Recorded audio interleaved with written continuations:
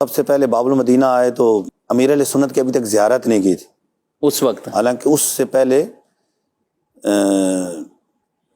کافی عرصہ پہلے بیعت ہو چکا تھا، خط کے ذریعے بھی اور ملتان اجتماع کے ذریعے بھی. لیکن یہاں آنے کے میں ایک یہ تھا کہ جا کر بس ہم جاتے ہی امیر علیہ سنت کی زیارت ہوگی، ملاقات ہوگی. لیکن یہاں آیا تو امیر علیہ سنت پاکستان میں نہیں تھی. اچھا، تو اب ایک بہت زیادہ صدمہ ہوا. اتنا تو نہیں تھا کہ امیر علیہ سنت تشریف لے آئیں گے 2 مہینے 3 مہینے، کوئی اندازہ نہیں تھا. تو کافی صدمہ ہوا. اور یہ بھی تھا کہ اگر پہلی مدرس کورس ختم ہو گیا، کیونکہ میں تو صرف مدرس کورس کرنے آیا تھا، واپس چلا گیا تو یہاں بھی زیارت نہیں ہوگی، ملاقات نہیں ہوگی. تو لیکن پھر امیر علیہ سنت پاکستان تشریف لائے تو پہلی ملاقات کی لائن میں لگ کر وہ ذرا آج بھی ایک حسین یاد ہے. بالکل، کہ کافی دیر بعد نمبر آیا، پتہ نہیں رات کتنے بجے، 2:30-3 بج جاتے تھے اسی طرح کی، پوری رات تقریباً کلام چلتا رہتا اور سحری تک یہ سلسلہ رہتا تھا.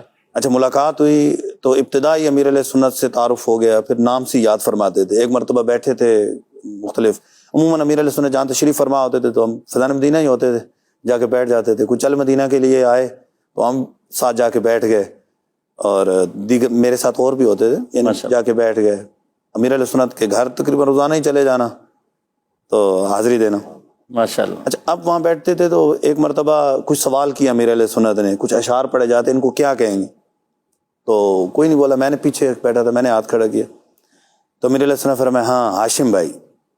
واہ، یعنی آپ نے صحیح جواب دیے. کیا بات.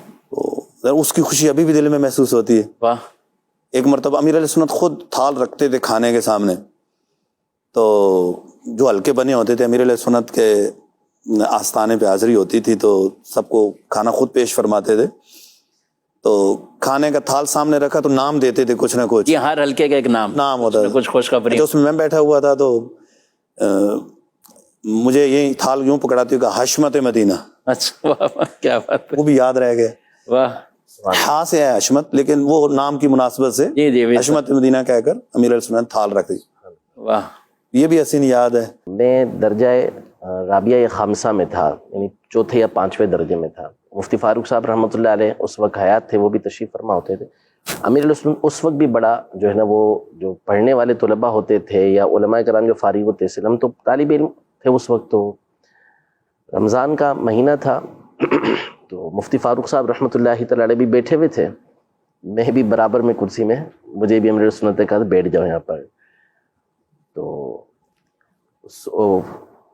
نام پوچھا گیا کہ امیر علیہ سنت سے کہ اللہ رکھا نام رکھنا کیسا ہے. اللہ رکھا نام رکھنا. تو امیر علیہ سنت نے پہلے سوچا، پھر کہا کہ اس کو عربی میں کہیں گے کیا، نام رکھنے میں کوئی حرج تو نہیں لگتا. مفتی فاروق صاحب کی طرف دیکھا کہ کیا کہیں گے. مفتی فاروق صاحب ابھی وہ تو ٹھہر کے جواب دیتے نا، میں نے فوراً ٹھکاک سے بول دیا محفوظ اللہ. اچھا.